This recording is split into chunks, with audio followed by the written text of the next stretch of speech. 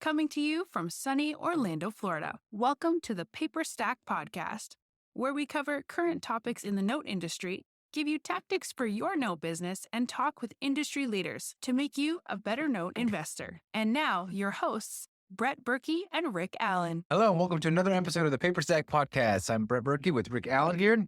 Today, we're going to talk about something different, new. Yes. We haven't covered it. So, something that's seem to get a lot of these on Paperstac. We'll show the seller finance notes.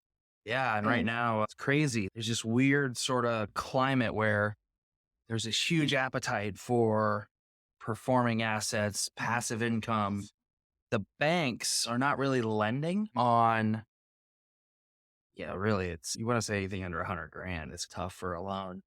And then there's these seller finance loans. So we're buying seller finance loans when we can get our hands on them.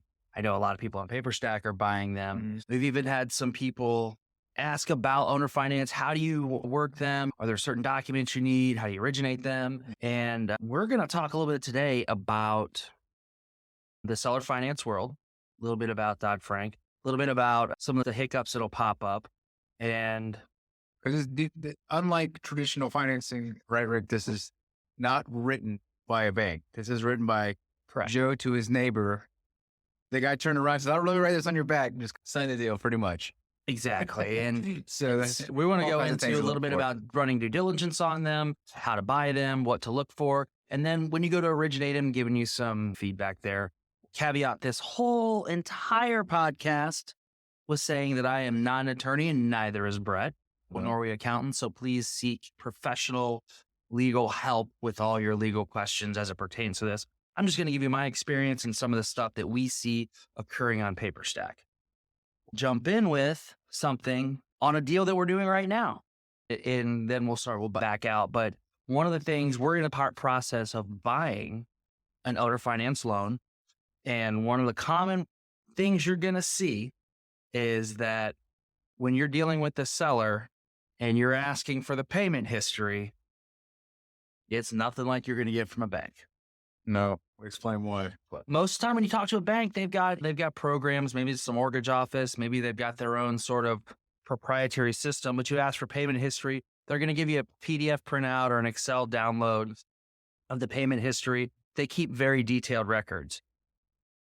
That's not the case when you're dealing with some of these sellers. Most of these sellers, it's not uncommon to get copies of bank statements with everything crossed out except one item that's a deposit. And usually that deposit will be the total of the principal and interest payment.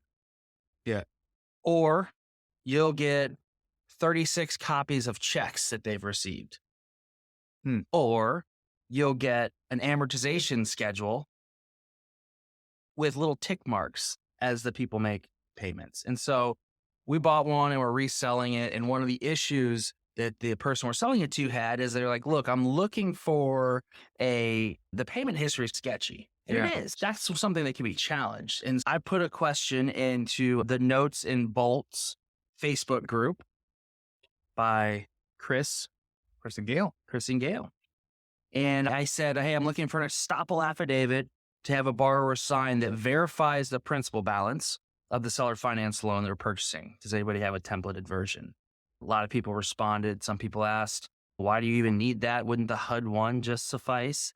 And no. And then Bob Repass at Colonial Funding and Notes Direct said, I have one. So he's let me use theirs, which is, like I said, friendly. I love Bob, love that group. But then Ryan Cooper said, hey, Rick, this is a great question. It's a good topic. Do we always require a borrower to complete one on every note we buy? Or is this something new that we're requiring? Are you new to the mortgage note industry? Have you been wanting to learn the step-by-step process to purchase your first mortgage note? Well, you're in luck. We've convinced our CEO, Rick Allen, to break down everything he knows about mortgage note investing. Through a series of 50 videos, you'll get everything from start to finish of where to purchase notes, how to purchase notes, and all of Rick's investing techniques he has developed over the many years. From performing note tactics to non-performing notes, Rick gives you everything he knows about investing. Bonuses include our glossary of industry terms, Rick's own proprietary calculators he created to evaluate notes, discounts from our partners, our Rolodex of vendors, a private Facebook group, along with a lot more. We've packed so much content into the Academy to take you from beginner to expert in no time. To learn more about the Academy, go to academy.paperstac.com/welcome. Again, that is academy.paperstac.com/welcome. It is something new because we haven't bought too many owner finance loans. When there's professionally serviced, we typically don't require this. We've never required it. So no, we don't require it on professionally serviced loans because that's all we've really purchased in the past. We're turning over a new leaf now. And he just wants to hear more about it. Are we going to record it and stuff like that? So the reason we're doing this is an estoppel basically says, an estoppel affidavit or how we're using it is basically saying that the borrower is verifying that the figures that I'm giving them are true. So on this estoppel affidavit, we are putting in there, look, the note was originated on this date. It's in this county. This is the address. This is the original balance. Here's the current balance. Here's your principal and interest payment. And these are how many payments you have left. And who do you give that to? I give it to the borrower. So this is what you get once you have the loan. Yep. So how would that work then so you always have to be the seller to be given the birth? No. So fortunately on this one, when we're buying this loan, we developed a really good relationship with the person that we purchased the loan from. Yeah. And so we're leaning on them to do all the heavy lifting because most of the time we're buying seller finance stuff. We're buying it directly from the person that originated it. Yeah. And most of the time they have a really good relationship or moderately good relationship with their borrowers. Oftentimes it's family members, or it's, in this case, this one had been seasoned for 8 years. So this was a really good one, 810 credit score. Wow. Great credit what's score. That look like? $70,000 in equity in the property. They made payments on the first every single time. So obviously a good borrower. Wow. This was a great one. So now with that, nothing, just playing devil's advocate, at this point, what would happen is, see, the borrower with 810 credit score, he's probably financial savvy a little bit, understands what he's doing, paying on the first, everything like that. Wouldn't he has he been able to keep track of? Unlike me, I get a bank statement, or it's as much for their protection as it is for ours, right? For them, we're saying, look, this is your numbers. We just want to make sure everything is accurate. And it really helps if you can do this prior to buying it because the seller of the loan is motivated. Fortunately, like I said, we have a really good relationship. We're post-closing on this and he's helping us with it. So he's able to go reach out to them, get stuff taken care of, have the proper stuff signed, notarized, everything like that. But yeah, ideally you would do that up front. But like I said, it's for their protection as much as ours. And you can write these up and say, look, here's what we have it as. If we don't hear back from you, we're going to go ahead and say that this is what it is. You can send them a letter and say, look, they don't have to sign anything? We have them sign it. We ask them to sign it. And so we need you guys to verify and sign and send us back. We're going one step further and having it notarized. Yeah. So the notary block that's just the extra stamp. So what will happen is if for some reason, highly unlikely, but if for some reason this borrower did stop making payments into the future, we have something that says, look, as of this date, you are verifying that all the stuff that happened prior to now was accurate. Yeah. So everything up through September, 9th, was accurate. And then from there, we'll have it with professional servicer. And I know their records are going to be tight. Yeah. Interesting. Yeah. So if in Texas, would you add a certification of authenticity? I would add a certification of authenticity if I'm having it digitally notarized. Oh, okay. If I'm not having it digitally notarized, if I'm having a wet ink, no, I would not. Oh, interesting. Okay. So that was a good question from Ryan, but it opens up the whole, how do you run due diligence on owner finance stuff? Yeah. Being that it's not the same type of play, because it seems that now even more important is understanding what's the note in the mortgage look like, right? Yeah, that's huge. It's always important. It's always important, but this is the pay history. If it's an owner finance loan, there's certain things that you can expect to not be there. If you're lucky, it's there. For instance, did you run credit? Did you have them fill out a loan application? Stuff along those lines. Those are things that make paper look and smell like institutional paper. If you have the 1003 loan app, did you do all the disclosures? You have to look out for high cost loans. Whatever prime was at the time, I think it's 6.5%. You can't originate anything over 6.5% of prime at the time.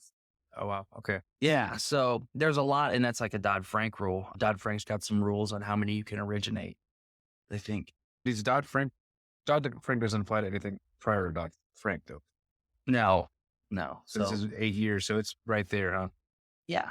Yeah. So there's some things, and you just want to look at it. And one of the benefits of, or the allure of originating seller finance paper is you're offering a product. You're not just offering a house, you're offering a house with financing. There's a lot of times where there's folks that are unbankable. They just can't get loans from the bank for one reason or another. Somebody with an 810 credit score should reasonably be able to walk up and get financing Oh, gosh, yeah. from any bank. But a lot of times they're like, look, I'd rather not deal with it. I know we did purchase some seller finance paper from somebody, and the guy, his credit wasn't the best, but he made $350,000 a year. He was buying a $40,000 house. And so for them, they're like, you know what? If somebody will owner finance this to me, I don't care. I'll pay 10% because I'm going to pay it down quicker. And so that guy was like, look, I'll just originate it. Let's go. Wait a second. He makes $300,000 a year and he bought a $40,000 house?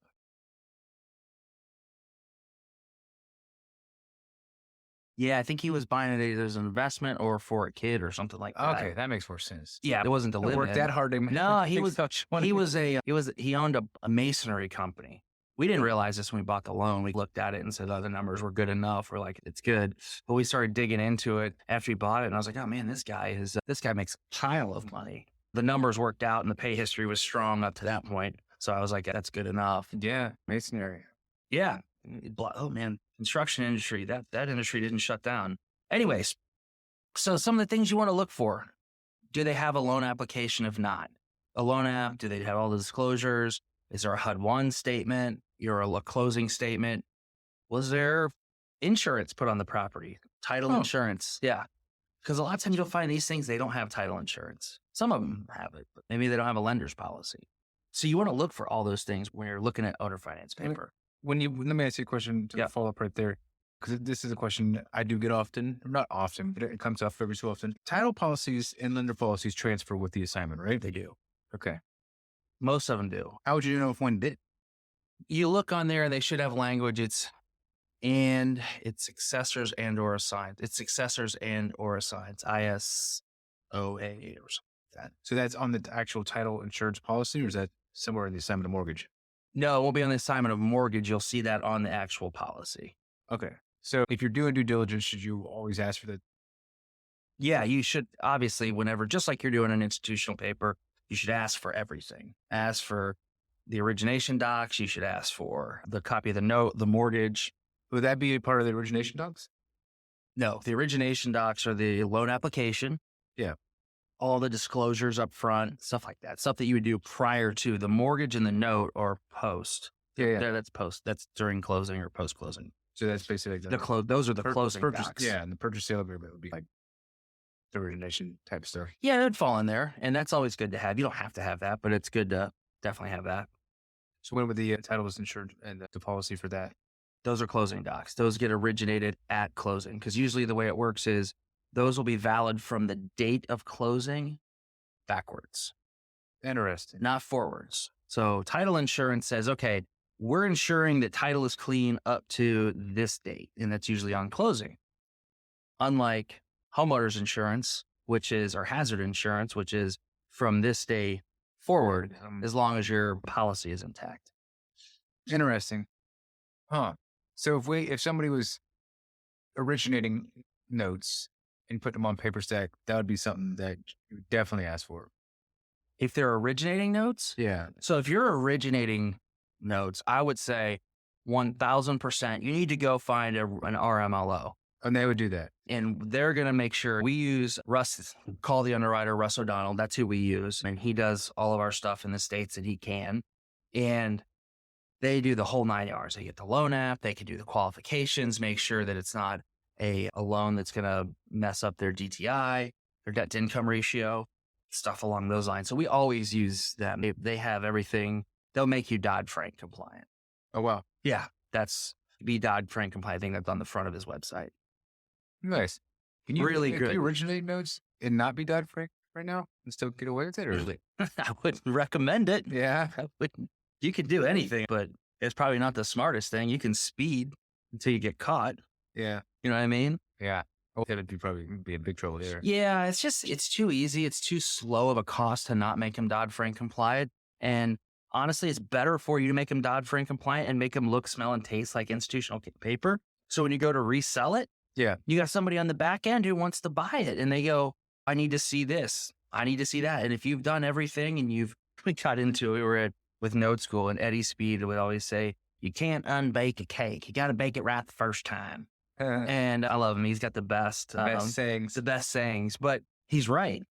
That guy's done, I can't tell you, 30,000 seller finance notes. He's been Wow. in it for years and years. And he said, look, you got to do it right up front because it's going to cost you more money on the back end.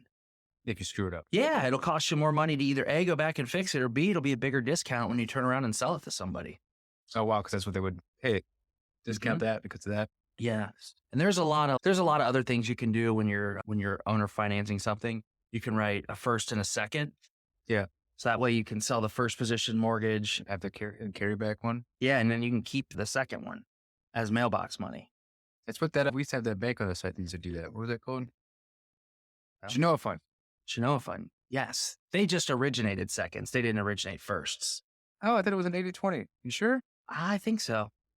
I think they just originated second position carries or stuff like that. But Yeah. That was, I've heard of that play a number of different times. and that it works. Yeah.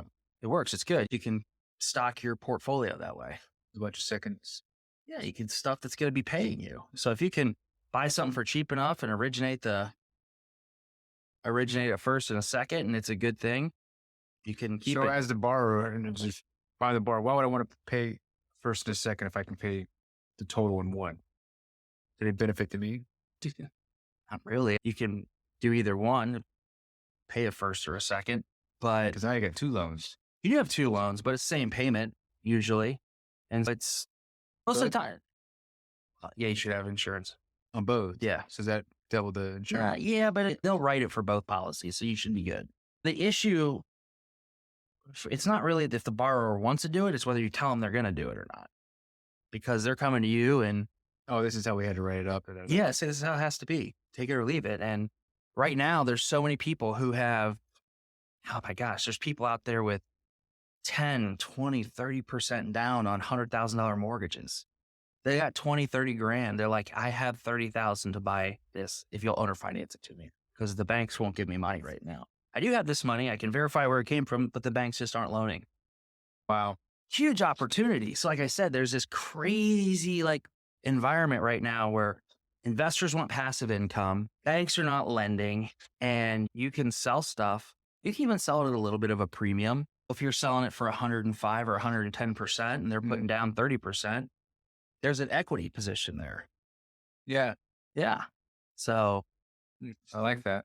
it's good. It's a great opportunity right now. So originating those, how are you doing that? You finding those on you find those would probably come from a house that you took back as an REO. Doing that. Yeah. And most of the time, the secret is the secret, little formula is to keep it to where they're going to be all in on their principal and interest, taxes and insurance. Keep it underneath what rent's going to be. If you could do that and then you're like, look, it makes more sense to own than to rent. Yeah. Do that. And I don't recommend turning houses over to people that are complete train wrecks. You know what I mean? And you get away from, you protect yourself by requiring a 20% down, I think, personally, because I've seen people originate mortgages or loans on $80,000 houses with $500 down. And I'm like, what? People are buying that sight unseen. Yeah. And I've had some people that we purchased a loan and they're still paying, but we talked to them and they're like, yeah, I'm not real happy with this.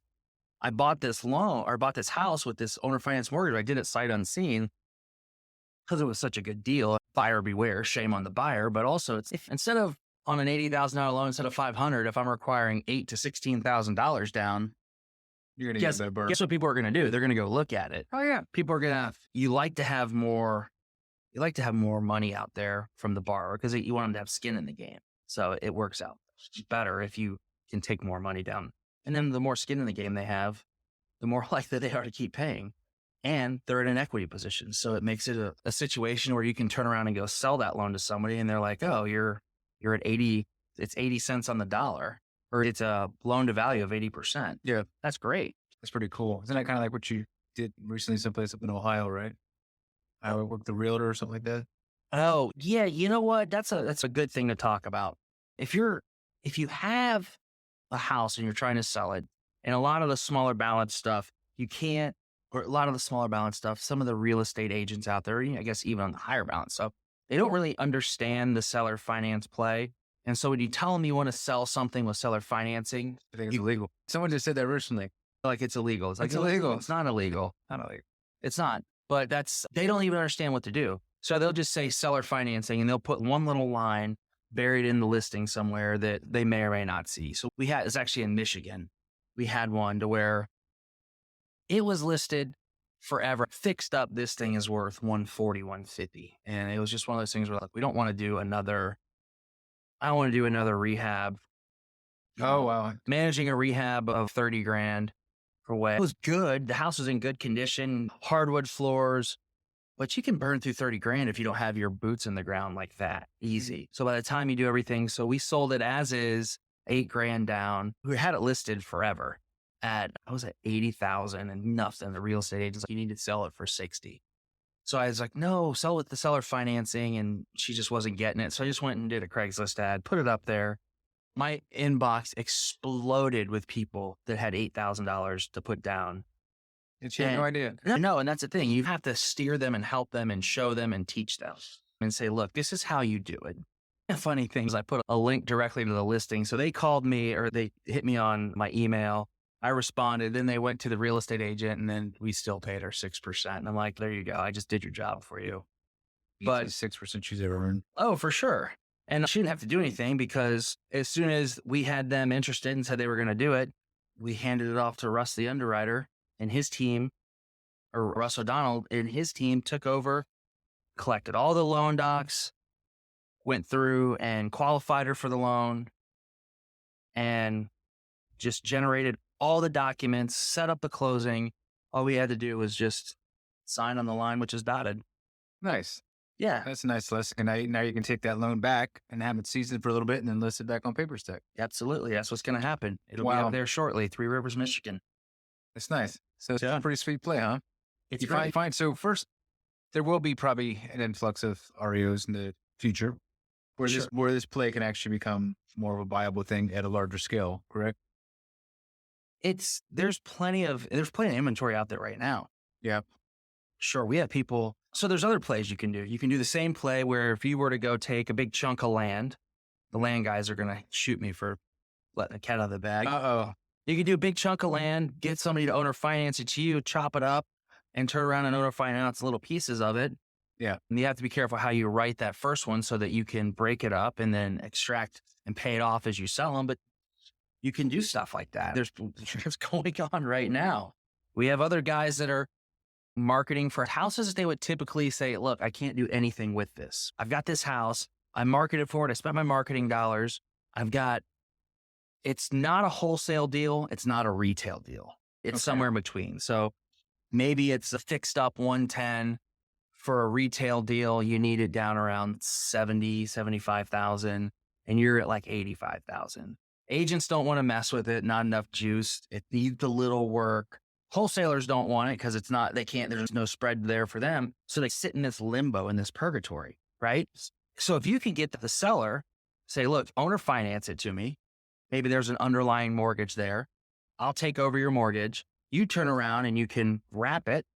Yeah. And owner finance it to somebody else, sell the loan on a Paperstac, pay off the first, and then make a little coin in between. That's interesting. Yeah, you can do it. I see it happening. There's gurus out there that teach it. We just gave it away for free.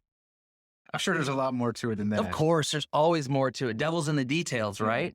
Yeah, there is actually a really good course on, gosh, I don't forget the name of the website right now, but it's a software that do real estate and they have a course goes out of Texas. And he really breaks that down. And it's a great strategy. You learn how to use that strategy. What's roughneck to... No, roughneck to real estate. That's another one with Corey and Jacob. But this one's also... Yeah, that's a good group to get with. If you want to learn the land stuff and the wraps and that stuff, I would talk to them.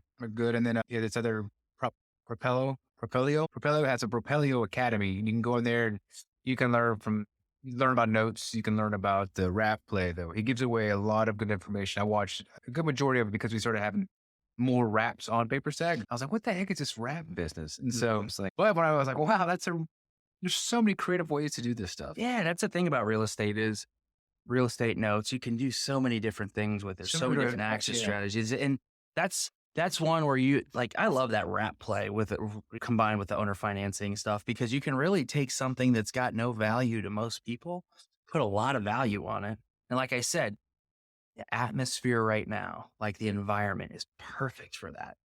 It's just perfect for it because you've got these middle of the road properties that have not enough value in there for somebody to where you can create the wrap and just blow it out. Again, you can blow it out of the water, but go get devil's in the details. You got to get education on it.